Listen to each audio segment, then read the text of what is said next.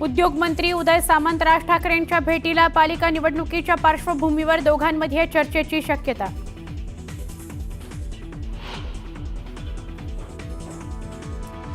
राज्याच्या अनेक भागात पुढील 3 दिवस वादळी वाऱ्यासह पावसाचा अंदाज। कोकण, मध्य महाराष्ट्र आणि मराठवाड्यात अवकाळी पावसाचा इशारा। शेतकऱ्यांची चिंता वाढली।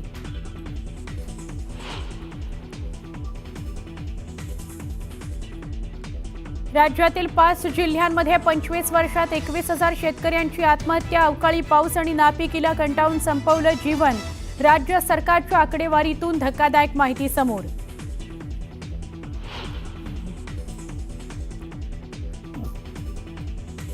कर्जमाफीमध्ये मिळालेल्या पैशाचं काय करता? कृषी मंत्र्यांचा शेतकऱ्यांना उलट प्रश्न। कर्जमाफीचे पैसे मिळाले तर लग्न साखरपुडे करता म्हणत शेतकऱ्यांना सुनावले खडे बोल।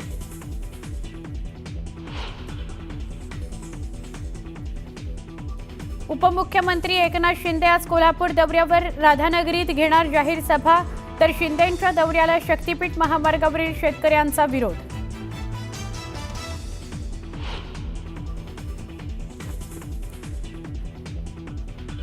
अश्विनी नर्सिंग होमची तोडफोड करणाऱ्या भाजप महिला कार्यकर्त्यांवर दंगलीचा गुन्हा दाखल। तोडफोड करणं भाजप महिला पदाधिकाऱ्यांना भोवलं।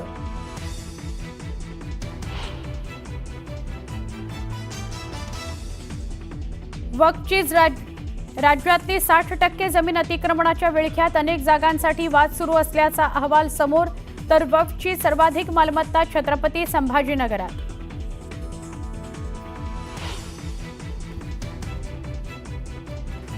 मुस्लिम संघटनांचा वक्फ विधेयकाला विरोध कायम। मुस्लिम पर्सनल लॉ बोर्ड राष्ट्रपतींना घालणार साकडं। तातडीच्या भेटीची केली विनंती।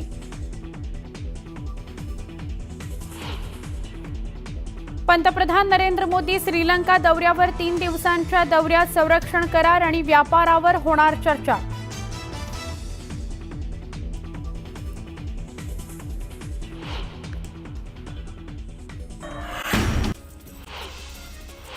राज्याच्या अनेक भागात पुढील 3 दिवसात वादळी वाऱ्यासह पावसाचा अंदाज आहे। हवामान विभागानुसार कोकण, मध्य महाराष्ट्र आणि मराठवाड्यातील काही जिल्ह्यांमध्ये तुरळक ठिकाणी विजांच्या कडकडाटासह वादळी वारं आलं, पाऊस पडला अशी शक्यता आहे। पुणे जिल्ह्यात 2 दिवस झालेल्या अवकाळी पावसामुळे सुमारे 100 हेक्टरवरील पिकांचं नुकसान झालं असा प्राथमिक अंदाज कृषी विभागाकडून व्यक्त करण्यात आला। यामध्ये प्रामुख्यानं भाजीपाला, गहू या फळबागांचं नुकसान झालं। नुकसान झालेल्या भागात तातडीनं पंचनामे करण्यात येणार असल्याचं कृषी विभागाकडून सांगण्यात आलं। नाशिकसह राज्यातील अनेक भागात मागच्या 2 दिवसात अवकाळी पाऊस आणि गारपिटीचा फटका बसला। पंचनाम्याचे आदेश संबंधित कृषी विभागाला देण्यात आले।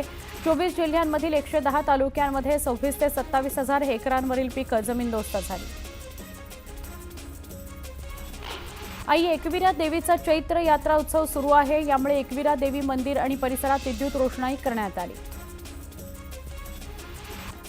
वातावरणातील बदलामुळे अकोल्यामध्ये व्हायरल इन्फेक्शनच्या आजारांमध्ये वाढ झाली। लहान मुलांमध्ये ताप, सर्दी, उलट्या, जुलाब, खोकल्याचं प्रमाण वाढलं। आजाराचा धोका टाळण्याकरता बाहेरचं खाणं टाळण्याचा सल्ला डॉक्टरांकडून देण्यात आला। अकोल्याच्या मूर्तिजापूर तालुक्यातील हदगावमध्ये एका शेतकरी कुटुंबाच्या घरी दरोडा पडला। यामध्ये लाखो रुपयांच्या रोख रकमेसह सुमारे 65 ग्रॅम सोन्याच्या दागिन्यांवर अज्ञात दरोडेखोरांनी डल्ला मारला। चोरीच्या घटनेनंतर घरमालकाचा हृदयविकाराचा झटका येऊन मृत्यू झाला।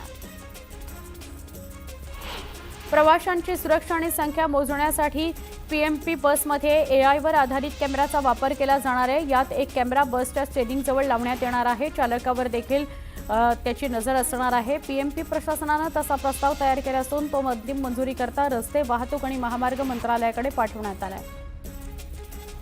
रेल्वे प्रवासादरम्यान खानपान सेवा, तिकीट तपासणी आणि विविध सुविधांसंदर्भात प्रवासी रेल मदत ॲपद्वारे तक्रारी नोंदवतात। या तक्रारींचं त्वरित निराकरण करण्यात पश्चिम रेल्वेनं देशभरामध्ये प्रथम क्रमांक पटकावला आहे। रेल्वे प्रवाशांचा अनुभव अधिक सुखकर करण्याकरता पश्चिम रेल्वेनं तक्रार निवारण प्रक्रियेमध्ये अभूतपूर्व सुधारणा केली आहे। गेल्या वर्षभरात मध्य रेल्वेच्या नागपूर विभागाकडून 4,25,000 अवैध खाद्यपदार्थ विकणाऱ्या वेंडर्स विरुद्ध कारवाई करण्यात आली आहे। तर 975 फूड स्टॉलवर छापे टाकण्यात आले. वर्षभरापूर्वी रेल्वे स्थानकावरून दूषित खाद्यान्न विकल्या गेल्याचं प्रकरण सर्वत्र गाजल्याचं ध्यानात ठेवून मध्य रेल्वेच्या नागपूर विभागाकडून खाद्यपदार्थ विक्रेत्यांवर विशेष नजर ठेवण्यात येते. काही तांत्रिक कामं करण्याकरता रविवारी रेल्वेच्या तिन्ही मार्गांवर मेगा ब्लॉक घेण्यात येणार आहे. मध्य रेल्वेच्या माटुंगा ते मुलुंड, पश्चिम रेल्वेच्या बोरिवली ते राम मंदिर आणि ट्रान्स हार्बर मार्गावर ठाणे ते वाशी मार्गावर मेगा ब्लॉक घेण्यात येणार आहे. सिडकोचे व्यवस्थापकीय संचालक विजय सिंघल यांनी सिडकोचा 2025-26 या आर्थिक वर्षाचा अर्थसंकल्प सादर केला. 2 वर्षात सिडको महामंडळ नवी मुंबईत तब्बल 3,251 कोटी रुपयांचा खर्च गृहप्रकल्पांवर करणार आहे. घाटकोपर अंधेरी वर्सोवा मेट्रो 1 मार्गिकेवर कमी अंतराच्या मेट्रो फेऱ्या सुरू करण्याचा निर्णय मुंबई मेट्रो 1 प्रायव्हेट लिमिटेडने घेतला आहे. या निर्णयाची सोमवारपासून अंमलबजावणी करण्यात येणार आहे. सोमवारपासून सकाळी आणि संध्याकाळी गर्दीच्या वेळेत घाटकोपर अंधेरी मार्गिकेवर मेट्रोच्या फेऱ्या सुरू होणार आहेत. त्यामुळे घाटकोपर अंधेरी दरम्यान प्रवास करणाऱ्या प्रवाशांना मोठा दिलासा मिळणार आहे. बेकायदेशीर बांधकामावरून मुंबई उच्च न्यायालयानं वसई विरार महापालिकेला फटकारलं. बेकायदेशीर बांधकामावर कारवाई करणं हे पालिकेचं कर्तव्य असून अनधिकृत बांधकामं खपून घेतली जाणार नाहीत अशा शब्दात मुख्य न्यायमूर्ती अलोक आराधे यांच्या खंडपीठानं पालिकेला सुनावलं. पनवेल महानगरपालिका क्षेत्रात शासनाच्या परवानगीशिवाय 7 शाळा सुरू करण्याचे पालिकेच्या शिक्षण विभागानं जाहीर केले. या शाळांमध्ये प्रवेश घेऊ नये असं आवाहन पालकांना केलं गेलं. या मोहिमेमध्ये तळोजा परिसरामध्ये 6 आणि कळंबोलीमध्ये 1 शाळा विना परवानगी सुरू असल्याचं आढळलं. कल्याण डोंबिवलीतील काही रस्त्यांवर सिमेंट काँक्रीटची कामं सुरू आहेत, तर काही ठिकाणी रविवारी रामनवमी निमित्त उत्सवाचं आयोजन करण्यात आलंय. त्यामुळे वाहतूक विभागानं वाहतूक कोंडी टाळण्याकरता रामनवमी उत्सव भागातील निर्माणाधीन काँक्रीट रस्ते या भागातील रस्ते हे वाहतुकीकरता बंद केलेले आहेत. पुण्याच्या ससून रुग्णालयाच्या इमारतीवरून उडी मारून एकानं आत्महत्या केली. दशरथ मेढे असं मृत व्यक्तीचं नाव आहे. रात्री उपचाराकरता त्याला ससून रुग्णालयात दाखल करण्यात आलं होतं. या प्रकरणी बंड गार्डन पोलीस ठाण्यात आकस्मिक मृत्यूची नोंद करण्यात आली आहे. पुणे महापालिकेमध्ये समाविष्ट करण्यात आलेल्या 32 गावांसाठी ग्रामपंचायतीच्या दरानं दुप्पट मिळकत कर आकारण्यात यावा. हा मिळकत कर संबंधित गावांमधील नागरिकांकडून भरला जावा अशी विशिष्ट मागणी समाविष्ट गावांच्या शुक्रवारी महापालिकेत झालेल्या बैठकीमध्ये केली आहे. संरक्षण विभागाच्या प्रतिबंधित क्षेत्रातील बांधकामाचं पुणे महापालिका सर्वेक्षण करणार आहे. शनिवारपासून या सर्वेक्षणाला सुरुवात होणार आहे. कळस, धानोरी, वडगाव, शेरी, खराडी, लोहगाव या गावांमध्ये सर्वेक्षण केलं जाणार आहे. वांद्रे कुर्ला संकुलातील 3,400 चौरस मीटर जागेवर लवकरच प्रदूषण नियंत्रण मंडळाची प्रशासकीय इमारत अर्थात पर्यावरण भवन उभं राहणार आहे. या इमारतीच्या उभारणीकरता मुंबई महानगर प्रदेश विकास प्राधिकरणानं बीकेसीतील 3,400.59 चौरस मीटर जागा 80 वर्षाच्या भाडे करारावर देण्याचा निर्णय घेतला गेला आहे. कल्याण डोंबिवली महापालिकेच्या मार्फत रिक्त पदांवर भरती प्रक्रिया सुरू करण्यात आली आहे. मनपा वैद्यकीय आरोग्य विभागाकडील राष्ट्रीय शहरी आरोग्य अभियानाअंतर्गत विविध पदं भरली जात आहेत. 11 महिने 29 दिवसांच्या कालावधीकरता करार पद्धतीनं ही पदं भरली जाणार आहेत. राज्यात ई-बाईक टॅक्सीला परवानगी देण्याचा महायुती सरकारचा निर्णय वादात सापडला. आधीच लाखोंच्या संख्येमध्ये रिक्षा टॅक्सी उपलब्ध असताना ई-बाईक टॅक्सीला परवानगी दिल्यामुळे रिक्षा आणि टॅक्सीच्या व्यवसायांवर परिणाम होणार आहे. त्यामुळे रिक्षा संघटना आक्रमक झाल्यात. सरकारच्या धोरणाविरुद्ध आंदोलन पुकारण्याचा इशारा देण्यात आला. राज्यातील ई बस खरेदीचा गोंधळ आता पूर्णपणे चव्हाट्यावर आलाय. आजपर्यंत ज्या कंपनीला बस पुरवण्याचं कंत्राट देण्यात आलं होतं त्या कंपनीने वेळेत बस पुरवल्या नसल्या कारणानं या कंपनीसोबतचा करार महामंडळानं रद्द केल्याची माहिती समोर आली आहे. एसटी महामंडळानं इव्हेट ट्रान्स कंपनीशी केलेला करार रद्द केला आहे. पंतप्रधान नरेंद्र मोदी यांच्या अध्यक्षतेखालील केंद्रीय मंत्रिमंडळानं शुक्रवारी रेल्वेच्या एकूण 18,658 कोटी रुपयांच्या 4 मल्टीट्रॅकिंग कंपनीला मंजुरी दिली आहे. त्यामुळे महाराष्ट्र, ओडिशा आणि छत्तीसगड या 3 राज्यांमधील 15 जिल्ह्यांचा समावेश असलेल्या या प्रकल्पामुळे भारतीय रेल्वेचं जाळं सुमारे 1,247 किमीनं वाढणार आहे. यात महाराष्ट्रातील 4,819 कोटी रुपयांच्या गोंदिया बल्लारच्या मार्गावरील 240 किलोमीटर लांबीच्या लाईन दुहेरीकरण प्रकल्पाचा समावेश आहे. कोकण रेल्वेच्या लोह मार्गावरील 8 रेल्वे स्थानकं अपडेट होणार असून या स्थानकांवर प्रवाशांना विमानतळासारखी सुविधा मिळणार आहे. कोकण रेल्वे प्रवाशांच्या विश्रांतीसाठी लवकरच विशेष अतिथी कक्ष उभारणार आहे. यात गोव्यातील एका रेल्वे स्थानकाचा समावेश आहे. संसदेच्या दोन्ही सभागृहांमध्ये वक्फ सुधारणा विधेयक 2025 मंजूर झाले. दरम्यान मुस्लिम पर्सनल लॉ बोर्डानं शेवटचा पर्याय म्हणून राष्ट्रपतींना साकडं घालण्याचा निर्णय घेतलाय. राष्ट्रपतींची भेट घेऊन त्यांनी या विधेयकावर सही करू नये अशी विनंती करण्यात येणार आहे. केंद्र सरकारनं कांद्यावरचा 20% निर्यात शुल्क रद्द करण्याचा निर्णय घेतलाय. तो 1 एप्रिल 2025 पासून लागू झालाय. मात्र त्याची अंमलबजावणी अद्याप झालेली नाही, त्यामुळे शेतकऱ्यांमध्ये संभ्रम आहे. अवकाळी पाऊस, सततची नापिकी, कर्जाच्या ओझ्यामुळे दबून राज्याच्या 5 जिल्ह्यांमधील तब्बल 21,219हून अधिक शेतकऱ्यांनी आत्महत्या केल्या. गेल्या 24 वर्षात हे शेतकऱ्यांचे मृत्यू झाल्याची धक्कादायक माहिती राज्य सरकारच्या आकडेवारीतून समोर आली आहे.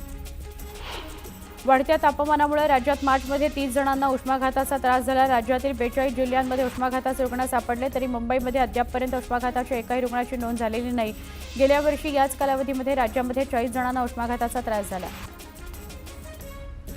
राज्यातील वक्फ बोर्डाच्या 60%हून अधिक जमिनींवर अतिक्रमण झाल्याची बाब समोर आली आहे. वक्फ जमिनींविषयीचं विधेयक संसदेमध्ये मंजूर झाल्यानंतर आता राज्यातील जमिनींवरील ही अतिक्रमणं सरकार हटवणार आहे. याकरता GIS मॅपिंग केलं जाणार आहे. अतिक्रमित जागा ताब्यात घेऊन त्यावर निवासी तसंच व्यावसायिक आस्थापनं उभी केली जाणार आहे. त्यातून येणारा निधी मुस्लिम समाजाच्या विकासाकरता वापरला जाणार आहे.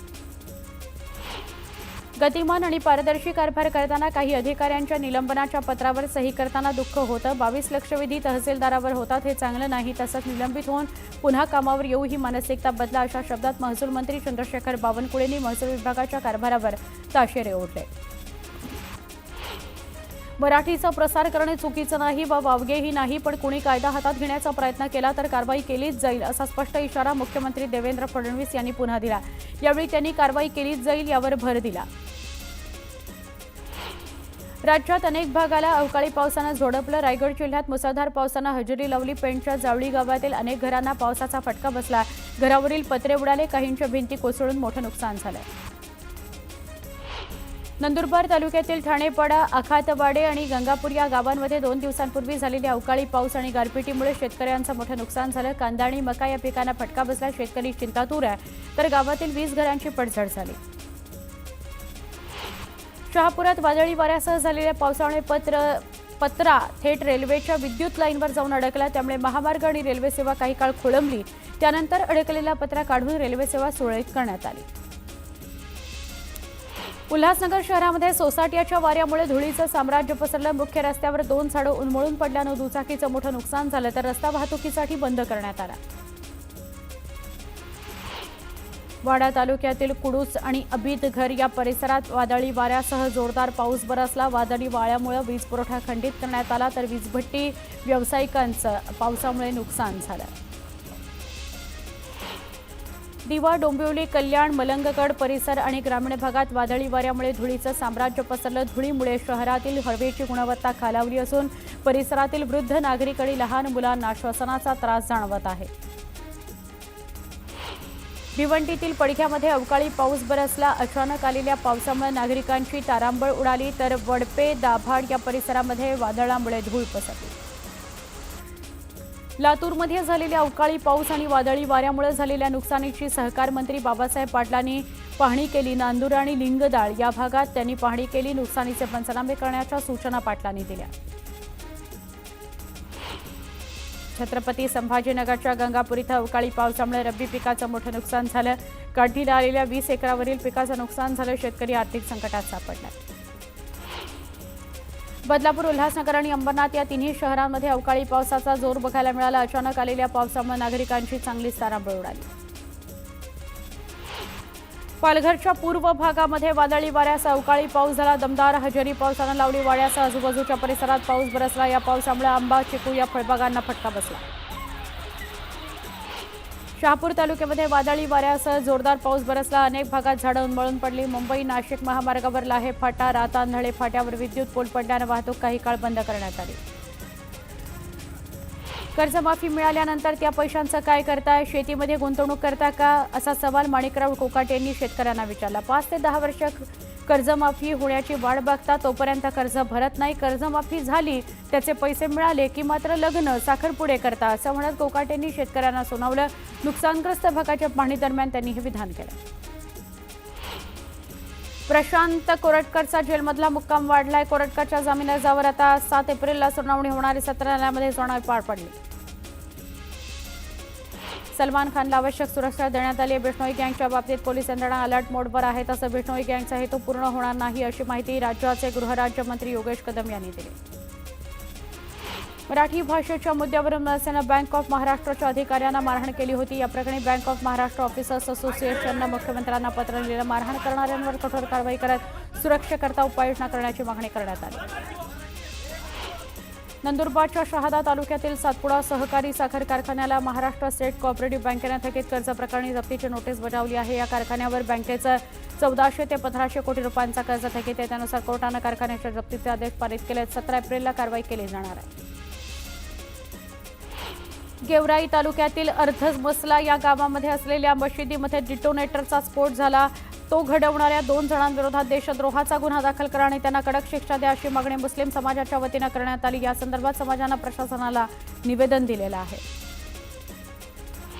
राज्यातील एक राज्य एक गणवेश ही योजना रद्द करण्यात आली आहे। त्यामुळे शाळांमध्ये गणवेश खरेदी आणि रंग निवडीचा अधिकार पुन्हा शालेय व्यवस्थापन समित्यांकडे सोपवण्यात आला आहे।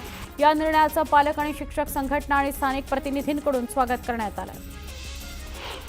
आरटीओकडे विशिष्ट वाहन क्रमांक घेण्याकरता नागरिकांची मागणी वाढली आहे। 2 एप्रिल 2024 ते 31 मार्च 2025 या काळात तब्बल 560 वाहनधारकांनी दुचाकी आणि चारचाकी वाहनांच्या विशिष्ट नंबरकरता अर्ज केलेला आहे।